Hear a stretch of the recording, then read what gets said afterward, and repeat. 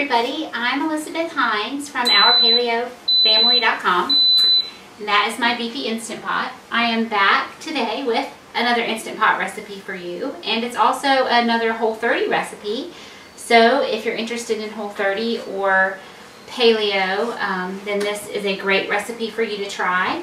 And actually, this is a really great recipe if you're feeding a crowd, or maybe you're feeding some people that have some allergies or food restrictions, but not everybody does. Maybe you have some picky people, because we're making chicken enchiladas, and I did not pour a ton of oil in there. My bottle of avocado oil was almost empty, so I just emptied the rest of it in there, which was at most a teaspoon.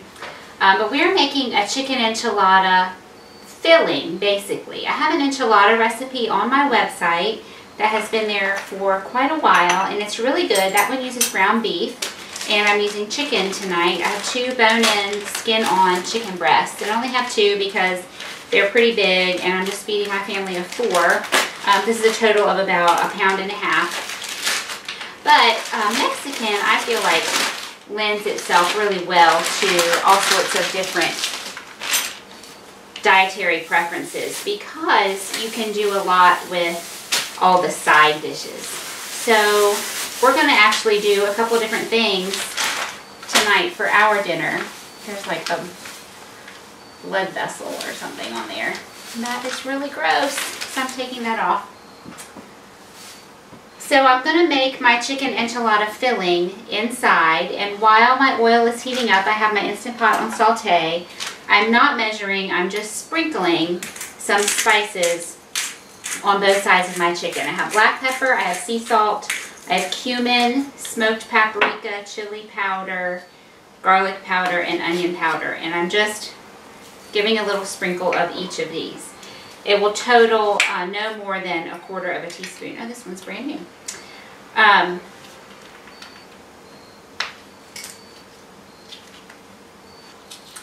I'm serving my chicken enchiladas tonight a couple of different ways. So kind of the classic paleo way that you will see something like this served is over a sweet potato, or like a stuffed sweet potato.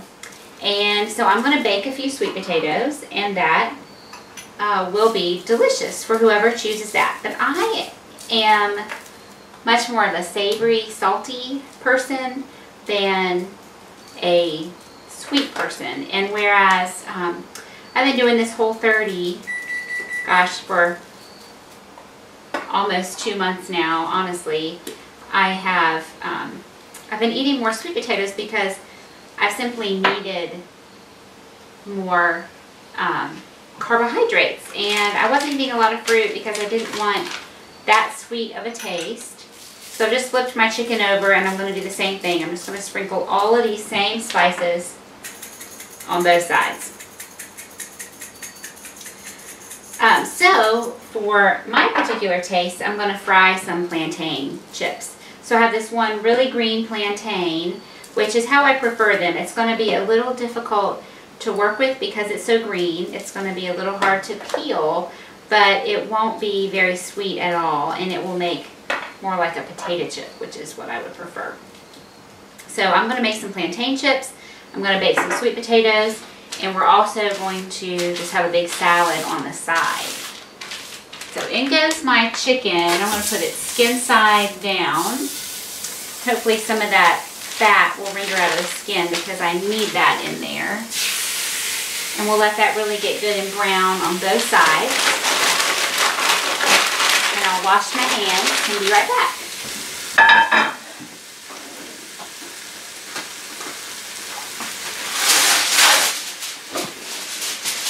To bake my sweet potatoes, sometimes I wrap them in foil individually, but also sometimes their sweet juices will leak out and make a mess. So I just lined a baking tray with foil, and I'm going to poke a couple holes in the skin of my potatoes. I've washed these, scrubbed them really well, and they'll go in the oven just like that. You can bake these at just about any temperature. I mean, I don't know if I would do 100, but I've baked them certainly up at 475. But I have time, and it's chilly outside, so I don't mind heating up my kitchen a little bit with the oven on. So I turned my oven on 375. It'll just be a nice kind of moderate heat, and these will bake in about 45 minutes. I'm going to get those in the oven. So if I were serving this meal to a crowd of people that had differing dietary preferences and tastes, I would certainly serve some chips and salsa. So you could have your plantain chips for your people who don't eat corn, for your paleo people. And you could have some tortilla chips for your people who do eat corn. And they're actually, Siete Foods brand makes a grain-free tortilla chip. I believe they're made primarily with, oh gosh, I don't even want to say because I'll be wrong. But they're grain-free, so there's no corn in them. And I bought a bag one time, the flavor that's supposed to be, I think, sort of like Doritos.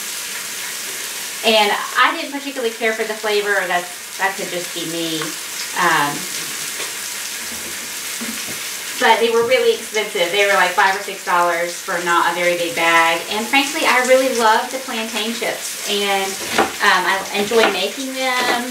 My family enjoys them. So I am really content with the plantain chips. And they're certainly a lot less expensive than anything you would buy in a bag. So you can have your chips. You can have your salsa, guacamole. I'm not going to make guacamole because I have made my avocado lime salad dressing / dip the other day that's in the fridge. It's nice and thick because I've really been eating it more like a dip for raw veggies than as a salad dressing. So we'll just have that double as our guacamole tonight. You could very easily simply slice some avocados and serve that on top of your enchiladas. I have a recipe for autoimmune, paleo-friendly tortillas, like a flour tortilla. They're made with cassava flour and lard, and they're really great. You just would cook them till they're not crispy. You would leave them soft and pliable, and then you could actually roll them up like a traditional enchilada and put them in a pan and bake them, which is what I did in the recipe as it is listed on my website. And again, that's the beef version and not in the Instant Pot, because that was way before I had an Instant Pot. But then salad and all sorts of fresh veggies. You could, I have some peppers back here, someone at my husband's office grew. You could take a bell pepper, or even something like this, like these banana peppers. You could slice this open, or a poblano, something a little bit bigger, and stuff the meat filling down in and bake that. If you can do a little bit of cheese, sprinkle that with maybe some grass-fed cheddar, it'll be delicious. So this is a really adaptable filling. You can do a lot of things with it. You could serve it a lot of different ways. So my chicken has been in here for just about 5 minutes. We have some nice browning right there. I'm going to sort of turn it on its end so it'll brown on that other piece.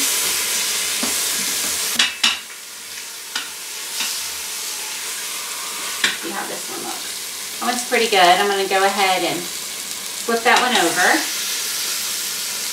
I feel like this is not particularly hot. It's on. Okay, so my process here is that I'm simply browning the chicken. I'm going to take it out and I'm going to put it on this plate. And then I'm going to put in my onion, and that was one fairly small onion. If you don't really like onion, you can use less, but I would definitely use some. It'll mellow out in the cooking process for sure. I have 2 cloves of garlic. And we're reinforcing this flavor. I sprinkled my chicken with the onion powder and the garlic powder. And I'm going to give these a chop. I'll cut that little hard root end off.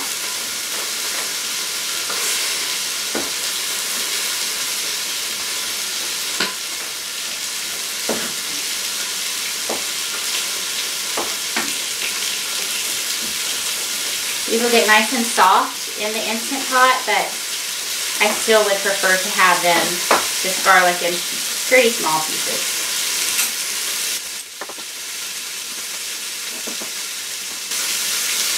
Good. Ooh, awesome. Alright, I think this one piece. Ooh.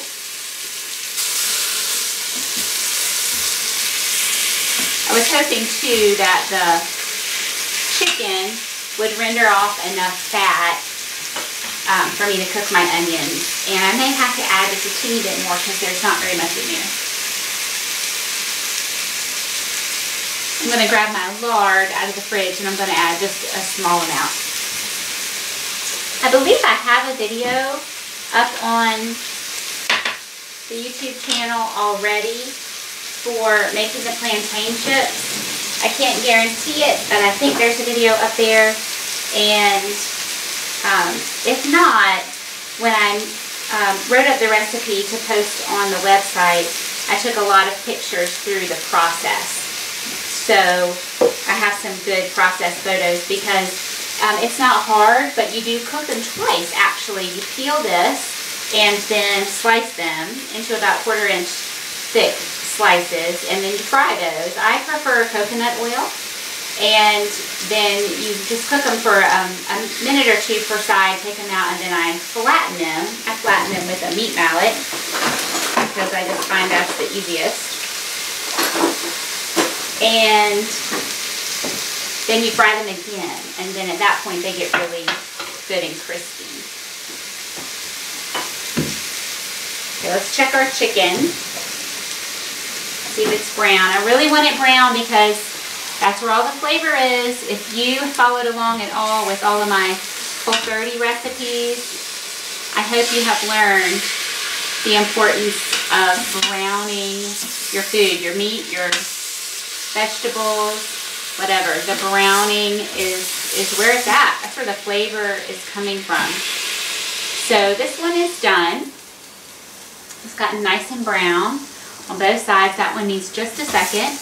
But I'm going to go ahead. It's no problem. I'm going to go ahead and put my lard in there. And also my onions. And we'll just keep them over to the side, out of the chicken's way. Once the onions go for a couple minutes, I will put the garlic in, but I don't want to take a chance on my garlic burning. So I definitely don't want to start that right away.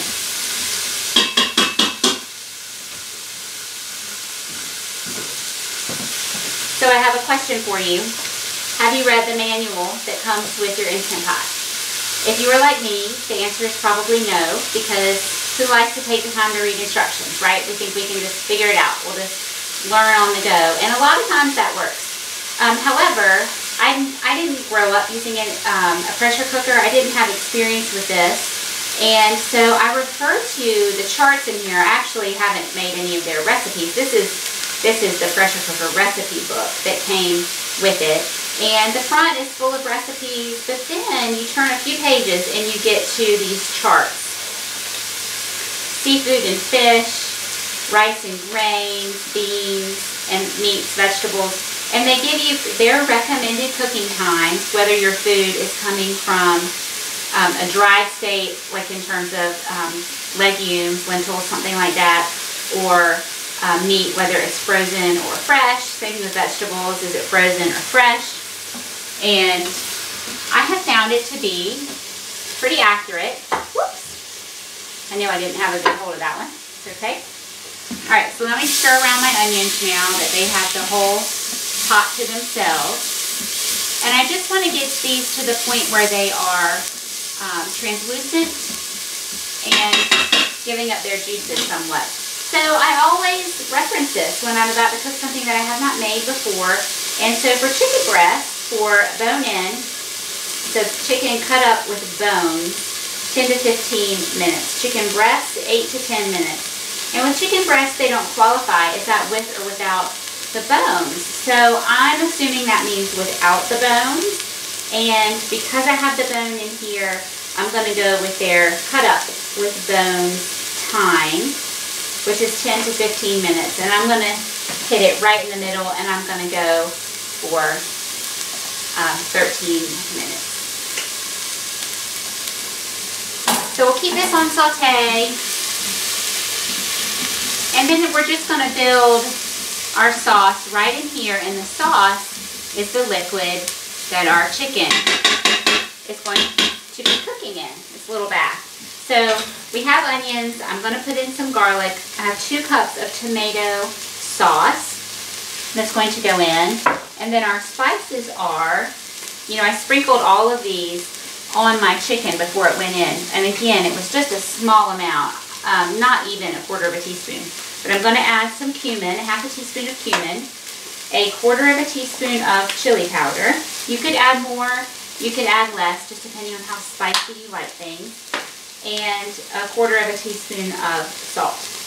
I'm not going to add any more garlic powder, onion powder, black pepper, or smoked paprika. So let's get those out of the way. So I have to give another plug for the Whole30. I said it at the outset of this recipe that this is a Whole30 approved recipe. It's completely acceptable, which means there's no grain, no dairy, no sugar, no sweeteners of any kind. I have to say, so I did a Whole30 and I made it almost 28 whole days. If you've been following along on the blog, I'm just publishing the last daily post now, and we went on vacation and I just didn't do particularly well. I did great actually on vacation, but I gave in and ate a couple things I should not have. But I think 27 2/3 days is pretty darn good for following the rules 100%. And I have said it before, the symptom for me where I found the most relief was in the arthritis pain in my feet. And I don't know why, but I'm surprised by that. And it's so nice to know. I homeschool, and so we do a lot of field trips. And you know, my kids love field trips, of course, all children do, because they're with their friends all day. And it used to be that I would dread them on one level because I knew my feet would hurt. It would be painful all day walking or standing, and then my feet would really hurt that night, and they would really hurt the next day. And I still have some pain for sure, but it is much less than it is when I'm eating sugar and dairy. I don't ever eat gluten. I have Crohn's disease. I know that I cannot eat gluten. So that's not anything that I'll ever add back in. It wasn't something I had to take out for the Whole30. But I'll tell you what, it's been so worth it. This afternoon, my kids and I went for a walk. It's just beautiful weather, but it's also dark after supper, so we've been taking walks in the afternoon. And I said, you know, I really want to run. I feel like running. So we would walk, and then we'd run a little section, and we'd walk and we'd run a little section. And it's been years since I have been able to jog, and it feels so good. I'm so thankful. So anyway, I wanted to share that with you. If you have never done a Whole30 or any sort of elimination diet, and you have any sort of pain, any physical complaint at all, it is worth trying, because you don't know how good you might feel, how good you could potentially feel if you get those things out that are causing your body to be inflamed. It's very likely to be something that you're not even really conscious of because you're just so used to it. Okay, sorry for all the preaching. We're making chicken enchiladas. I'm getting a lot of browning down there, and so I need to turn off this saute so I can get ready to cook my chicken. So in is going my tomato sauce. And I'm just gonna swirl this around to, one, mix in the onions and garlic, but two, to scrape up the bottom, right? Because we worked hard to get that browning on the bottom, and I want to scrape that up. I want to get that flavor into my dish. So let that go for a second, and I'm going to turn, I'm going to put my spices in. So I've got the quarter of a teaspoon of chili powder, and that's how I had written it. So I'm assuming that that is how we have eaten it before, and it's been fine, but I'm worried that that's going to be a little too spicy for me. And then a quarter of a teaspoon of salt. So we already salted the chicken, so this shouldn't be too salty. But I'm going to give my sauce a taste and make sure I haven't just messed it up and made it too spicy, because if so, I need to be prepared to combat that a little bit. And fat is a really good way to mellow out something that's too spicy.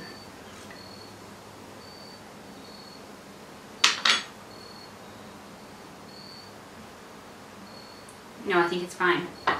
It's going to get so much tastier once the chicken cooks in here, because we've got the skin and the bones, and that will add a lot of really great flavor into the sauce.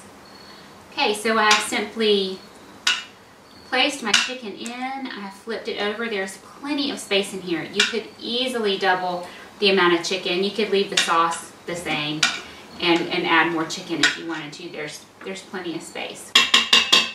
Okay, and that's it. So on goes the lid. Move that to sealing and set to manual, high pressure, manual, and whoops, we want it to go down to 12 minutes. I want to do 13. Oh, I tend to always want more. And let me just tell you, you know what?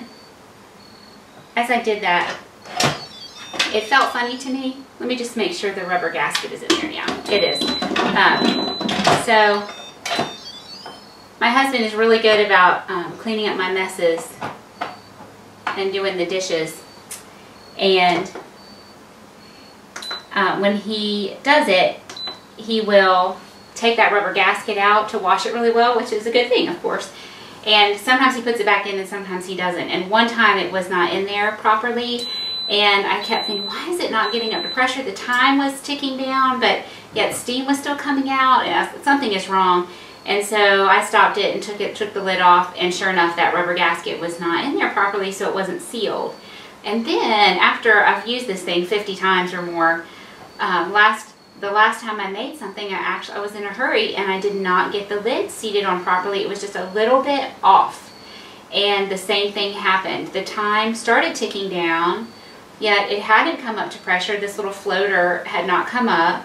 There was still steam pouring out from all around the sides. Like, I know the rubber gasket was in. I checked it. So something else is wrong. And sure enough, I didn't have the lid set on quite right. So check for that for sure. All right, so I'm going to clean up and I'll show you our finished chicken enchiladas when it's all done. Welcome back. It took 10 minutes for my Instant Pot to come up to pressure.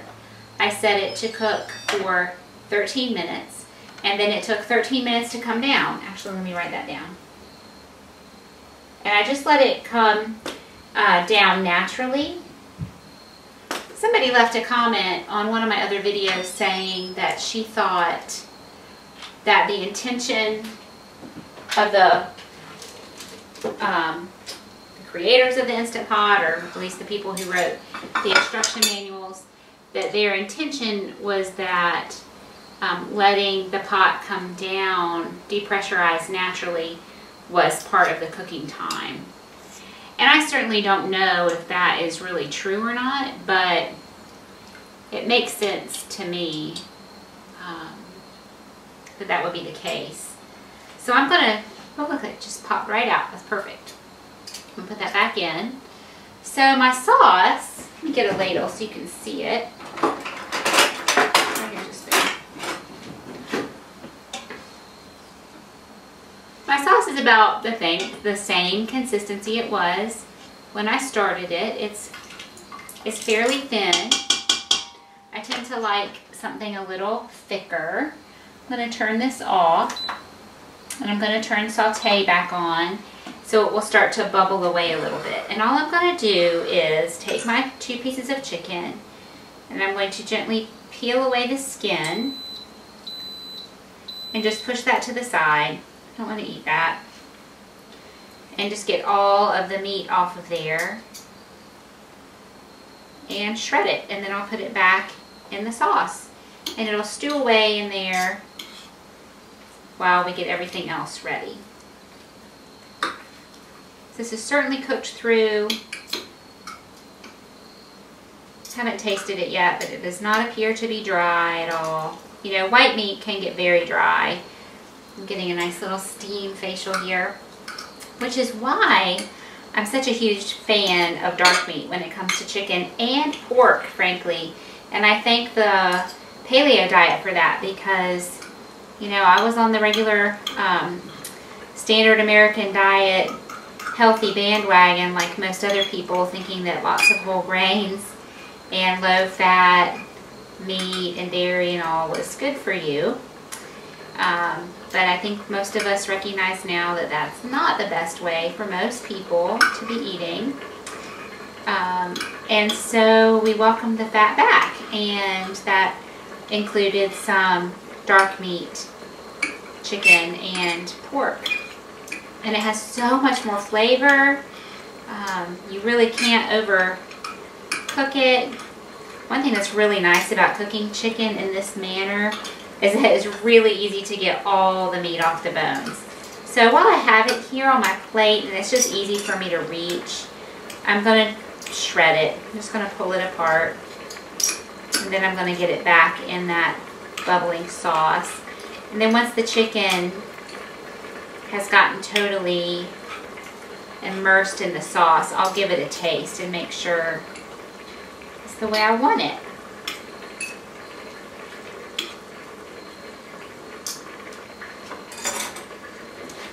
And real gently. Try not to let that splash you. You put it back in this chicken. Yeah. I don't mind working with meat. I don't mind touching raw meat. That's not something that bothers me, but I don't want to eat any gristle or like tendons or veins or anything like that. That just kind of grosses me out. So I want to make sure that it's just meat. I want to make that nicer for the people I'm serving to, so that they're not getting anything surprisingly yucky in their bite. Just kind of pull the big chunks of meat off, and then I'll go back and shred it.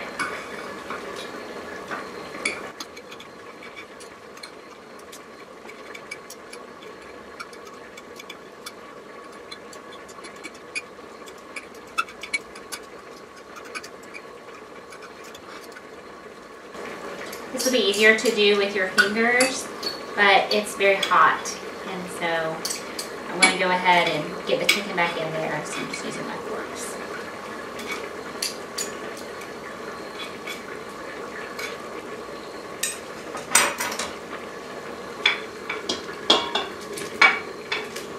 And it's amazing how just that evaporation, some of the liquid, having this on saute for a few minutes will help that to really thicken up, and also just putting the chicken back in there. So I am going to get a little of that on a spoon so I can give it a taste. And then I'll show you my plantains. While the chicken is cooking, this is a clean plate. It's not the same one that I put my chicken breasts on after I just sauteed them and pulled them out. So no worry about cross-contamination there. This is just going right up into my bite. So I told you with the plantains we have to cook them twice. So this is what they look like after they've been cooked once and flattened. So I had them in the oil for just about 2, maybe 3 minutes at the most. Flip both sides, about 1.5 minutes on each side. I took them out, I flattened them with my meat mallet, which is kind of hard, honestly, when it's as green as that one was that I had. But I like the flavor so much better that I just deal with it. And sometimes there will be one that when I smash it, it just completely comes apart. I just kind of squeeze it back together and try to make a little patty out of it. And you know what? If it completely comes apart, it just completely comes apart. We'll just fry it and it'll be little pieces and it'll be totally fine. So I'll put this back in the coconut oil. And at this point, I will salt both sides. They need a decent amount of salt. We'll give this a taste.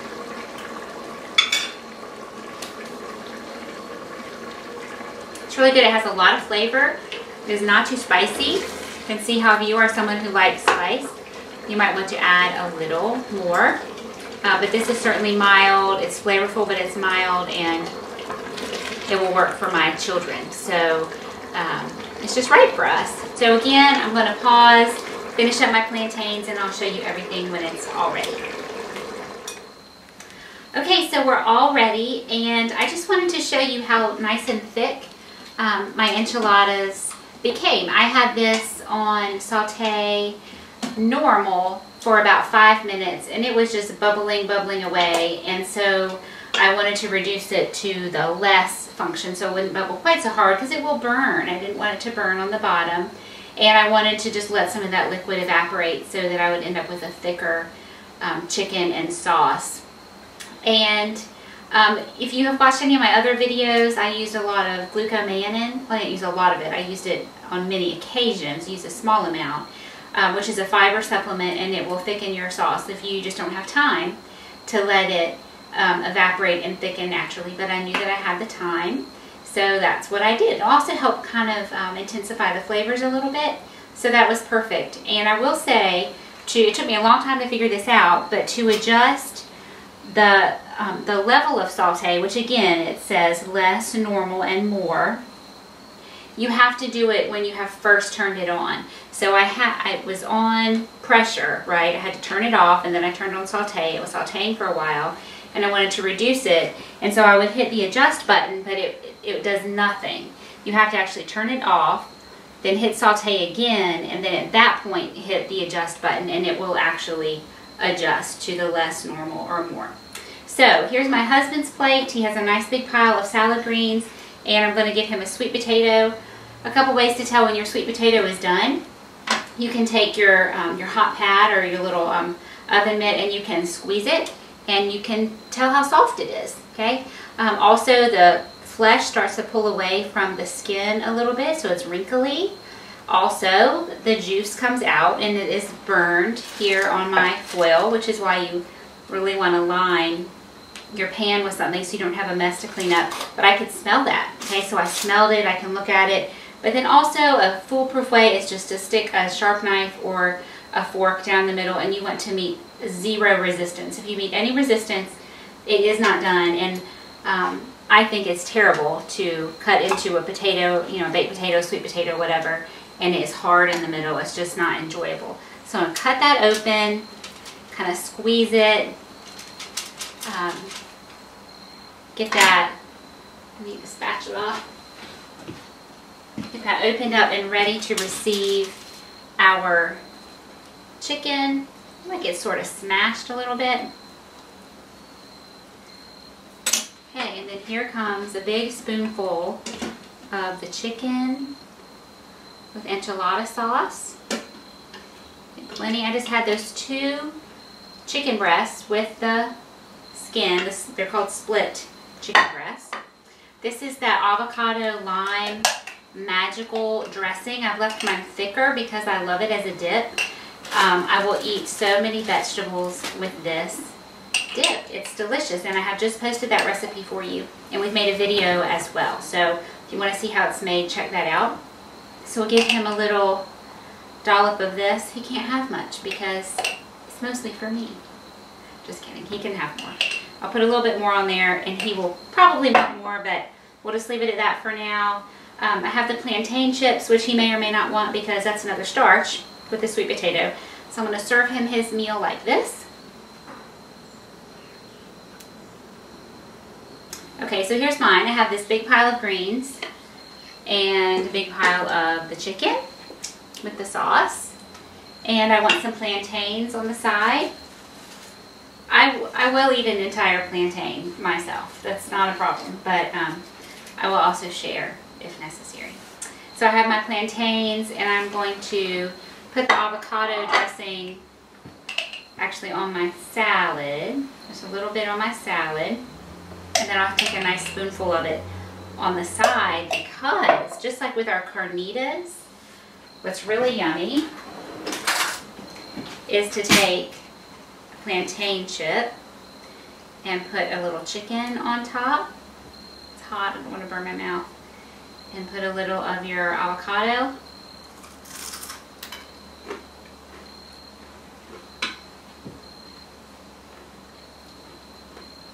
It's really yummy, and the creaminess and the fat in the avocado dressing will mellow out any spiciness in the chicken. It's a little spicy for you. So here's our dinner that is 100% paleo, Whole30 approved, and delicious, and another Instant Pot recipe for you. So I hope you enjoy this Instant Pot chicken enchilada mixture and have a fun time putting together your meal around this delicious filling. Thanks, everybody.